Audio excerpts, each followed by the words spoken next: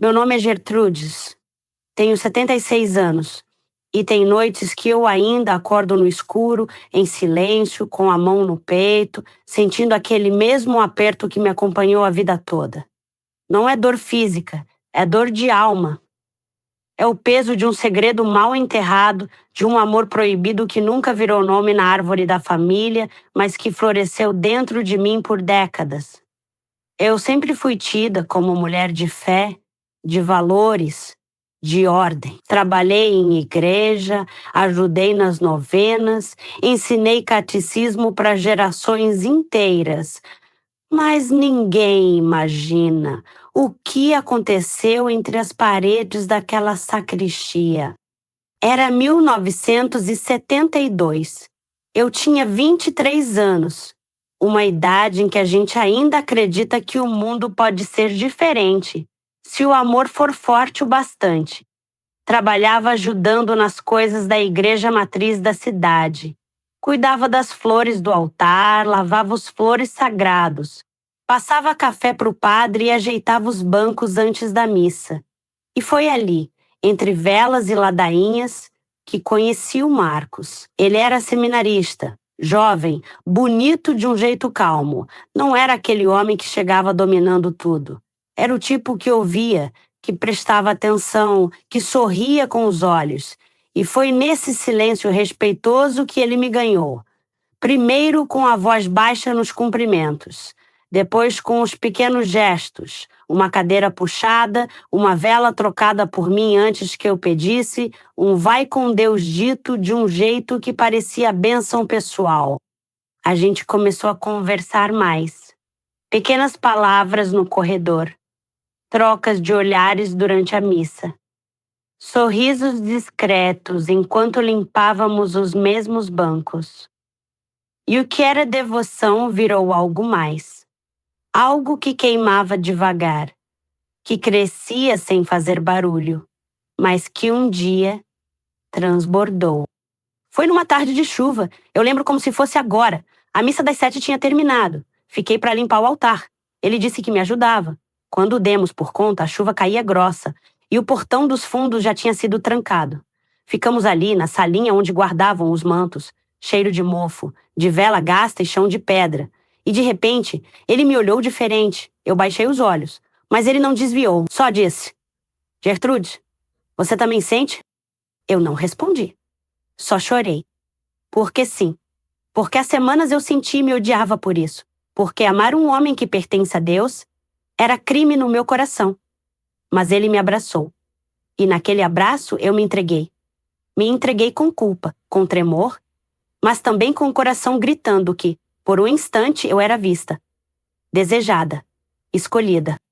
Naquela noite aconteceu. Um amor tímido, rápido, escondido, mas real. E depois? Silêncio. Ele me evitou nos dias seguintes. Depois avisou que ia viajar para o seminário de outra cidade. Disse que precisava de distância, que Deus estava chamando mais alto. E foi. Sem despedida, sem explicação. 3 semanas depois, o enjoo começou. E ali começou a segunda parte da minha penitência. Porque eu não sabia se aquele filho era dele ou do homem que apareceu pouco depois, me pedindo em casamento por pressão da minha mãe, que já desconfiava da minha mudança de humor. Casei com ele sem amor, só para calar a boca da cidade. E carreguei aquele menino no ventre sem saber de qual pecado ele era fruto, ou se era milagre. E você?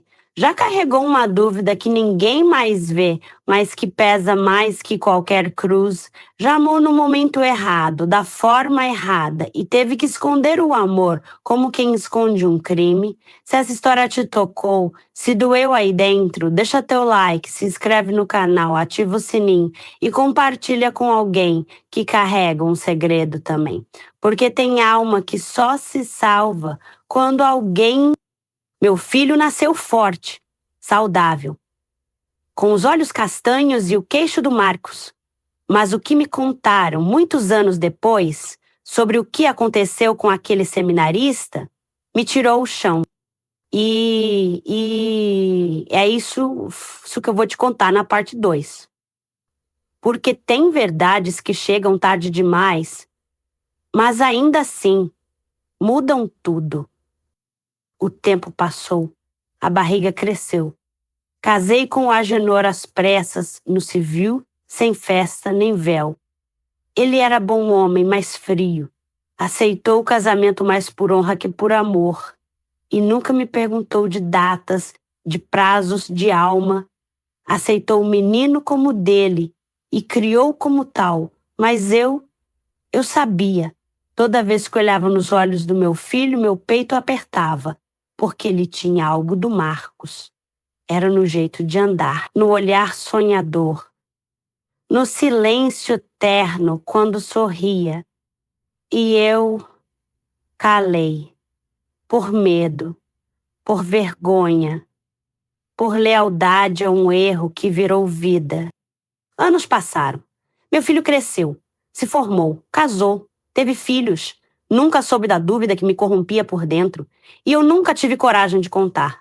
Até que um dia, já com 60 e poucos, fui visitar uma prima distante em outra cidade. Conversa vai, conversa vem, ela solta. Você soube que aquele seminarista de vocês, o Marcos, largou tudo, né?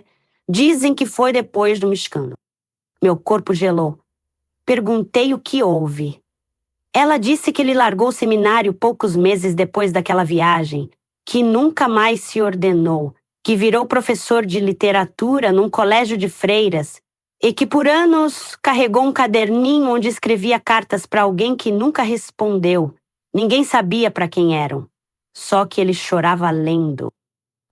Meu mundo parou ali e pela primeira vez eu soube que ele me amou, que ele me escolheu, que talvez ele tenha descoberto do filho, ou suspeitado, ou simplesmente sofrido com a ausência de algo que poderia ter sido. E eu nunca fui atrás, por medo, por vergonha, por covardia. Voltei para casa com o coração em pedaços. Escrevi uma carta para ele, mas nunca enviei. 2 anos depois, soube da morte dele. Sozinho. Num quartinho modesto. Sem herdeiros. Sem ninguém que carregasse seu nome. E ali, eu chorei como quem enterra um pedaço de si. E você? Já calou uma verdade por tanto tempo que ela virou cicatriz?